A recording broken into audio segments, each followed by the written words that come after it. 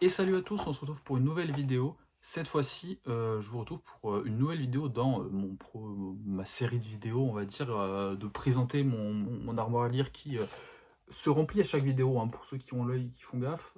Il y a des livres, ils n'étaient pas là dans les dernières vidéos, mais it is what it is, ne me jugez pas. Dans cette vidéo, je vais vous présenter une dizaine de sagas de fantasy que j'aimerais lire qui ne sont pas connues, ou qui sont méconnues. C'est vraiment des séries dans le booktube français, booktok français, bookstagram français, j'en ai quasiment jamais entendu parler. Honnêtement, là, en re-regardant tout ça, il n'y en a qu'une seule, peut-être deux, je suis pas sûr, dont j'ai déjà entendu parler dans la sphère francophone. Et même dans la sphère anglophone, et la plupart d'entre eux, j'en ai quasiment jamais entendu parler. Il y en a quatre, cinq dont j'ai entendu parler, et il y en a, jamais j'ai entendu quelqu'un en parler. Et c'est quand même des séries qui m'intriguent et qui m'attirent, donc j'ai envie un peu de les présenter et de les montrer, afin de voir si vous les avez déjà lus, ce que vous en pensez, et est-ce que ça vous intéresserait. Un truc que j'ai remarqué, c'est que la plupart de ces séries ne sont même pas traduites en français, ou seulement les premiers tomes qui ont ensuite été abandonnés. Je pense que ça joue sur le fait qu'on n'en entend pas parler en France, mais qui sait, peut-être qu'un jour, ces séries pourront enfin être plus populaires et auront une traduction en français. Mais en tout cas, je suis intrigué quand même de lire tout ça et de voir si est-ce qu'il y a une raison pour laquelle ça reste méconnu, si personne ne les traduit, ne les connaît. Peut-être qu'en fait, ces 10 séries sont absolument nulles à chier et je vais passer le pire moment de ma vie. Mais avec un peu de chance, ce ne sera pas le cas et je ne pense pas que ce soit le cas pour la plupart d'entre elles parce que les rares personnes qui les ont lues les ont en général beaucoup aimées. Donc on va commencer tout de suite avec tac tac tac, la série Midgar de Dennis L. McKiernan. J'ai quelques tomes. Oups là, je fais tomber des trucs. Silverwolf and Black Falcon. Il n'y a même pas de end. Silverwolf, Black Falcon. Voyage of the Fox Rider. Et The Eye of the Hunter. Donc je vous montre 3 tomes. Pourquoi? C'est une série apparemment composée de 17 tomes à la base, mais qui sont principalement des one-shots. Je crois qu'il y a une trilogie et un diptyque dans la série. Mais c'est principalement des one-shots qui peuvent se lire, de ce que j'ai compris en me renseignant sur Internet, un peu dans l'ordre qu'on veut, un peu comme on veut. Donc c'est les 3 tomes que j'ai là. Je sais pas lequel lire en premier, mais c'est ce qui m'intéresse. Alors du coup, de quoi ça parle? Bah, la série en elle-même, elle parle pas de grand-chose, puisque tous les tomes se suffisent à eux-mêmes. Mais apparemment, c'était l'auteur à la base voulait écrire une suite au Seigneur des Anneaux. Littéralement, il voulait écrire la suite et il s'est rendu compte que publier ça, c'est pas légal d'écrire des trucs dans le monde de Tolkien sans son autorisation. Du coup, il a dû recréer tout un univers derrière pour pouvoir publier ses livres. Donc, au final, Midgard, c'est un peu une des premières franchises, une des premières fanfics qui ont été publiées derrière. Peut-être que c'est Denis L. McKiernan qui a ouvert le chemin et la voie à 50 nuances degrés et After. Je pense pas, mais quand même, c'est rigolo de faire ce lien. Donc voilà, j'en sais pas plus, mais très intéressé par cette série. À peine composée de pavés, ça va. Ils sont pas. Et on est quoi? Une centaine de pages. Ensuite, j'ai. Ah, pardon, et j'ai oublié de mentionner, cette série a été écrite entre 1984 et 2014. Ensuite, on a The Last of the Renshai, le premier tome de la série Renshai de Mickey Zucker Reichart, je sais pas trop comment ça se prononce. C'est une série composée de 9 tomes publiés entre 1992 et 2018, qui n'est pas traduite en français. C'est une fantasy visiblement inspirée par la mythologie nordique énormément. De ce que j'ai entendu, elle est assez brutale, assez sombre. Je crois pas que ça aille dans du grimdark non plus, mais peut-être de la sword and sorcery, un peu à la Conan dans la violence, etc. Et on suit un personnage dans un monde avec des sorciers, de la magie et des guerres, une guerre qui se prépare ou un cataclysme qui se prépare. On suit un personnage qui est en fait le dernier des Renshai, qui était un peuple apparemment surpuissant de guerriers ultra forts, qui s'est retrouvé décimé à la suite d'une embuscade où tous leurs ennemis se seraient rassemblés pour les détruire. Et on a ce personnage principal qui s'en est sorti et qui va devoir un peu vivre avec le fait qu'il est le dernier des siens et essayer de faire perdurer la mémoire de son peuple. Je sais pas si c'est une histoire de revanche ou pas, mais curieux de lire ce que c'est. J'en ai beaucoup entendu parler, notamment de... Enfin non, j'en ai pas beaucoup entendu parler, mais j'en ai entendu parler par Brian Lee Durfee, auteur of The Forgetting Moon, pour ceux qui connaissent sa chaîne YouTube, hein, il le répète à chaque début de vidéo. C'est une série qu'il aime beaucoup et dont il parle assez souvent, notamment dans ses recommandations. Donc du coup, ça m'a intrigué et j'ai acheté le premier tome et on verra ce que ça donne. Encore une fois, un petit pavé, je vous jure, ils sont tous pas aussi gros. Ensuite, on a The Initiate, le premier tome de la trilogie des Maîtres du Temps, qui elle-même fait partie de la saga, on va dire, de l'univers des Maîtres du Temps, qui est composé de 4 trilogies, dont seulement les 2 premières ont été traduites en français. Publiées entre 1986 et 1998, même si la première trilogie est une réécriture d'un livre qu'elle avait écrit et publié en 1977.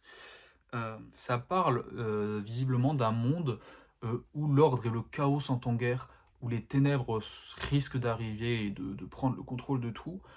Et on suit un personnage qui fait partie d'une cabale de magiciens, je crois, qui se retrouve étrangement attiré vers ces ténèbres, presque une romance, peut-être une obsession, peut-être romantique, je sais, j'ai pas tout compris, mais il est aussi en parallèle amoureux d'une roturière. Donc est-ce que cette roturière est en réalité une incarnation de ces ténèbres, la grande seigneur des ténèbres déguisée en humaine, ou est-ce qu'il va y avoir ce conflit entre son amour pour une roturière et cet attrait envers les ténèbres? Ça a l'air d'être de la fantaisie avec un peu de romance, peut-être l'origine de la romantaisie, hein, je ne sais pas, ou la romantaisie avant l'heure. J'en ai aucune idée, mais en tout cas, ça a l'air très sympa. Les bouquins sont pas super longs. euh, et j'ai envie de tester, j'ai envie de lire plus d'autrices. Et Louise Cooper, je n'en ai jamais entendu parler, donc peut-être une pépite que je vais pouvoir découvrir. Ensuite, je pense que ça doit être celle dont j'ai le plus entendu parler, c'est Patricia A. McKillip, et notamment la trilogie des The Riddle Master Trilogy, avec le premier tome The Riddle Master of Head. Donc c'est une trilogie, hein, cette fois pas de grosse saga qui s'étend sur 1 milliard de tomes ou d'univers partagé de 40 trilogies. Là c'est 3 bouquins de cette taille à peu près qui se suivent. Je ne sais pas de quoi parle ce livre et honnêtement, j'ai pas envie de savoir. La raison pour laquelle je l'ai pris et je veux le lire, c'est la réputation de Patricia McKillip, qui fait un peu partie de ces autrices dans la sphère anglophone, qui est en train d'être de plus en plus lue et de refaire surface, notamment parce que beaucoup en parlent comme une des autrices qui écrit les plus beaux livres en fantasy, vraiment sous-cotée alors qu'elle écrit des trucs super. J'ai beaucoup entendu parler du fait que sa plume et ses livres sont très oniriques. Il y a quelqu'un qui avait déjà décrit que lire un livre de Patricia McKillip reviendrait à lire un rêve. Donc c'est très intriguant et je trouve que ça manque un peu cette fantaisie vraiment onirique, très qui rappelle les vieux films peut-être. Je sais pas si vous voyez l'ambiance des vieux films de fantasy avec la musique un peu comme le Dark Crystal, les Willow, ce genre de choses. C'est une vibe que j'aime énormément et que j'espère peut-être retrouver dans les bouquins de Patricia McKillip. Sinon, dans tous les cas, ça a l'air quand même très très sympa. La trilogie du coup a été publiée entre les années 76 et 79. Donc on est aussi sur de la fantasy quand même assez vieille. Et elle n'est pas traduite en français. Il y a d'autres livres de Patricia McKillip qui ont été traduits, mais apparemment pas cette trilogie. Ensuite, on a le monde de Devery, avec le premier tome Daggerspell de Catherine Kerr. Devery, c'est quoi? C'est un monde, une saga de fantasy, un épique de fantasy, dirais-je, de 16 tomes, répartis en 5 arcs, qui est toujours en cours, hein, publié en 86 pour la première fois. Le dernier tome est sorti en 2020, mais il y a encore, je crois, 2 ou 3 tomes qui sont prévus, qui doivent sortir. Je ne sais pas si elle a l'habitude de prendre autant de temps pour sortir ses livres, ou s'il y a un problème et qu'il n'y aura jamais de fin à ce cycle, étant donné que ça fait 5 ans depuis le dernier tome, mais bon, j'ai pas plus d'infos. Et surtout, c'est une saga qui est composée en 5 cycles, donc même si le 5e cycle n'a pas de fin, il y a au moins les 4 premiers à lire. Au niveau de la traduction, les 4 premiers tomes ont été traduits en français, donc le premier cycle uniquement. Donc quand même, le premier cycle a eu suffisamment de succès pour être traduit jusqu'au bout. C'est de la fantasy apparemment à forte inspiration celtique, où on suit une jeune femme, en tout cas dans le premier tome, qui se retrouve à devoir switch entre plusieurs incarnations à travers le temps. Apparemment c'est un récit qui est non linéaire, qui fait beaucoup d'allers-retours, qui met des flashbacks, où on suit, je crois, ce personnage, peut-être cette femme qui se retrouve à switcher entre plusieurs corps, et un magicien qui est responsable en fait du fait qu'elle switch entre tous ses corps, qui essaie de réparer ses erreurs. J'avoue que j'ai pas tout compris sur le thème, mais c'est vraiment la couverture, je peux en dire, c'est la couverture qui m'a attiré dans cette saga. Je sais pas, je trouve. Le dessin, ce personnage sur son cheval qui regarde au loin, la lumière, tout ça, c'est vraiment la vibe de la fantasy que j'adore. Très contemplative, très... Je sais pas, j'ai beaucoup aimé la vibe, et comme j'ai envie de lire plus d'autrices, et que ça a l'air d'être une série, en tout cas en VO, suffisamment populaire pour qu'il y ait une quinzaine de tomes de prévus, bah il doit y avoir un truc bien quand même dedans. Ensuite, une autre dont j'ai entendu parler, c'est The Crown of Stars, premier tome King's Dragon de Kate Elliott, qui est une saga de 7 tomes, dont le premier tome a été finaliste pour le Nebula et le deuxième tome finaliste pour le Locus Fantasy, publié entre les années 97 et 2006. C'est une saga qui est terminée. Seuls les 2 premiers tomes ont été traduits par Milady, un Brajlon qui n'aime pas finir ses séries, on a l'habitude. C'est une fantasy médiévale apparemment très inspirée par notre monde. La plupart des pays de cet univers, de ce que j'ai vu, sont juste des alias de pays dans notre univers. Et au niveau du plot, ça a l'air d'être de la fantasy assez classique, avec des guerres de pouvoir, un frère et une sœur, un frère qui est le roi d'un royaume et une sœur qui voudrait prendre sa place, et plusieurs personnes dans une grande partie du peuple seraient prêts à la rejoindre. On suit aussi apparemment 2 personnages qui sont innocents, je sais pas si c'est des fermiers ou des personnages qui viennent d'un autre pays, mais en tout cas qui n'ont rien à voir avec cette royauté, qui se retrouvent propulsés dans ce conflit. De la fantasy visiblement très politique, très épique, un peu classique en tout cas dans le pitch. Euh, Apparemment, l'autrice à la base voulait. C'est encore une fois. C'est encore une fantasy dans la veine de Tolkien. L'autrice voulait, après avoir lu Le Seigneur des Anneaux, écrire quelque chose de similaire, mais apparemment, avant de l'avoir fait, elle a décidé d'écrire de la SF avant d'écrire de la fantasy, donc pourquoi pas. Mais on se retrouve du coup avec cette saga de 7 tomes qui sont des bonnes bricasses, qui au moins est terminée. 7 tomes, c'est bizarre de dire ça, mais par rapport aux autres séries que j'ai ici, c'est pas si long que ça. Ensuite, on a Le Cavalier Vert, Green Rider de Kristen Britton, un de ceux dont j'ai entendu parler en France, notamment sur le serveur Discord des tourneurs de pages Wink Wink. Peut-être fera-t-on un jour une lecture commune dessus. Lille Red, je te vois. La saga est composée de 8 tomes et de 2 recueils de nouvelles publiés entre 1998 et 2025 pour la dernière collection de nouvelles. Les 7 premiers tomes ont été traduits en français. Le dernier n'a pas encore été traduit, mais bon, le dernier il est sorti en 2023, ou 2025, je sais plus, au 2023. En anglais, donc peut-être il y a le temps qu'on traduise le dernier tome. Et les 2 recueils de nouvelles, eux, n'ont pas été traduits. On suit une femme qui, je crois, doit rejoindre, soit se marier, soit rejoindre une école, et elle n'a pas envie, quelque chose comme ça. Et sur la route, elle va croiser un cavalier vert, habillé de vert, sur un cheval aussi habillé de vert, qui va mourir et va lui transmettre un message important qu'elle doit transmettre à quelqu'un quelque part. Son cheval, il ne lui dit pas où elle doit le transmettre, mais son cheval le sait, du coup elle doit suivre le cheval là où il l'amènera, alors qu'elle se fait traquer par des ennemis inconnus, et qu'elle deviendra en fait à son tour une cavalière verte. C'est assez rigolo parce que ça me rappelle beaucoup le pitch de Green Lantern, hein. Green Rider, Green Lantern, c'est pareil, hein. À la base, Green Lantern, c'est un humain qui tombe sur un alien mort qui lui transmet son anneau sur le point de mourir, et qui lui dit qu'il doit finir sa quête et transmettre son message au reste des Green Lantern. Je sais pas si c'est volontaire, s'il y a vraiment cette inspiration, mais quand j'ai lu le pitch, j'étais en mode c'est pareil, c'est la même chose. Et en plus, il y a même le green et tout. Maintenant, bon, Green Lantern et Green Rider, ça reste de la fantasy. À Green Lantern, on est sur des super-héros dans l'espace, tout ça. Donc je pense que la comparaison s'arrête là, mais bon, qui sait. Ensuite, on a la Night Runners, la série Night Runners de Lynn Fleywelling avec le premier tome Luck in the Shadows, qui est une saga de 7 tomes qui a été traduite entièrement en français pour le coup, avec une collection de nouvelles qui n'a pas été traduite, faut pas déconner, on ne traduit pas les collections de nouvelles en France.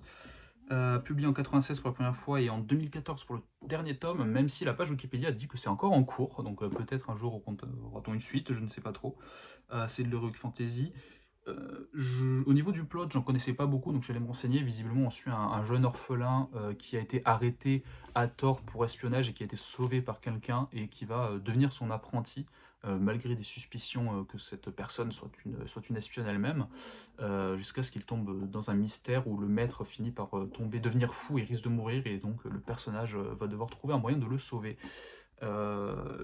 C'est encore une fois une autrice, donc envie d'en lire plus. J'en ai quasiment pas entendu parler, mais les seules personnes qui en ont parlé l'ont quand même pas mal aimé. Et je sais que c'est notamment une fantasy qui est peut-être pas une des premières en tout cas, mais une qui assez ouvertement avait des représentations LGBT. Je crois que le personnage principal est bi, ce genre de choses. Donc c'est aussi intéressant de dire, parce que c'est vrai que c'est pas quelque chose qu'on voit souvent, surtout dans la vieille fantasy. Donc pour un truc qui date de 96, assez curieux. Et puis pareil, on reste sur une saga de 7 ou 8 tomes, j'ai déjà oublié 7 tomes, qui sont pas très longs, pour le coup, on est sur du 470 pages, bon, comparé aux briques de 600, 700, 800 pages d'à côté, c'est pas si long que ça. Et pour finir, on va terminer sur une saga courte, évidemment, 2 tomes maximum, comme je l'ai montré depuis le début de la série. Pas du tout, on est sur la saga de Recluse, avec le premier tome dans l'ordre de publication, il me semble, The Magic of Recluse, qui est une saga de seulement 25 tomes. Avec un autre de prévu, elle est encore en cours. Le premier tome est sorti en 91, le dernier tome en 2025, et il y en a un de prévu en 2026. Le premier tome a été traduit en français, et c'est encore une fois un peu comme les livres de Dennis L. McKiernan. On suit en fait un monde plus que des personnages. Chaque bouquin est indépendant, avec parfois visiblement des diptyques qui arrivent, mais chaque bouquin est censé être lu en soi, même si l'auteur a plutôt préféré conseiller de lire par ordre chronologique, pas chronologique, de publication il me semble, parce que même si chaque livre peut se lire indépendamment, il y a certaines refs qu'on n'aurait pas si on les a pas lus dans cet ordre-là, et qui du coup s'apprécient mieux en fait si on les lit dans cet ordre. Donc c'est comme ça que j'ai prévu de les lire. Et vu que c'est une saga où chacun est indépendant, ça me fait moins peur de me lancer dedans, parce que chaque livre se suffit. Ils sont un peu longs, mais pas forcément super énormes, on n'est que sur 480 pages à peu près. Apparemment c'est de la high fantasy, qui s'étend sur plusieurs centaines d'années, Il y a vraiment la différence de timeline entre certains tomes peut aller à plusieurs centaines d'années. Donc assez curieux de voir ce que c'est, j'en ai quasiment pas entendu parler. C'est de L.I. Modestit Junior, j'ai oublié de dire le nom de l'auteur. J'ai d'autres séries de lui, vraiment j'en avais jamais entendu parler, puis je me suis retrouvé avec plusieurs séries dont que je présenterai plus tard. Mais je sais pas pourquoi, je suis très attiré par cette série, j'en ai déjà entendu parler, je crois que c'était aussi Brian Linderfield, mais je suis pas sûr. Mais du coup, très intrigué par cette série, je vibe beaucoup avec, donc hâte de voir ce que ça donne. Donc voilà, c'était une dizaine de sagas de fantasy que je veux lire, beaucoup par des femmes, vu que c'est quelque chose que je veux améliorer, mais pas que. Laissez-moi dans les commentaires, dites-moi si vous les avez lus, si vous les connaissez, si vous voulez les lire, si je vous ai donné envie de les lire peut-être. N'hésitez pas à partager, liker, tout ça, et moi je vous dis à la prochaine dans une nouvelle vidéo.